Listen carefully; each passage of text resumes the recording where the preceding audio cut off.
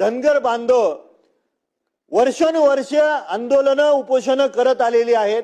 2014 साली बारामतीमध्ये मोठं आंदोलन झालं। सन्माननीय मुख्यमंत्री साहेबांनी शब्द दिला होता की धनगर समाजाला अनुसूचित जमातीमध्ये समावेश करण्यात येईल म्हणून।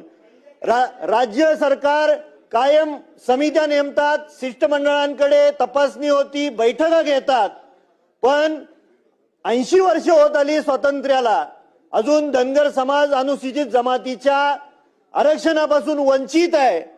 सन्माननीय माजी पंतप्रधान स्वर्गीय अटलजींच्या उपस्थितीमध्ये लाखोंच्या संख्येने पंढरपूर या ठिकाणी मोठा मेळावा घेण्यात आला आणि अटलजींनी सुद्धा त्या ठिकाणी शब्द दिला होता। हे सरकार हे संवेदनशील आहे।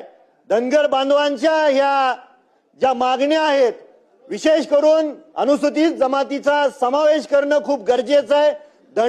धनगड हा शब्द धनगर बदलून देण्यात यावा आणि इतर राज्यांमध्ये धनगर समाजाला अनुसूचित जमातीमध्ये समावेश केलेला आहे, तर महाराष्ट्र सरकार हे कधीपर्यंत समावेश करून देणार? सारख्या समित्या होतात।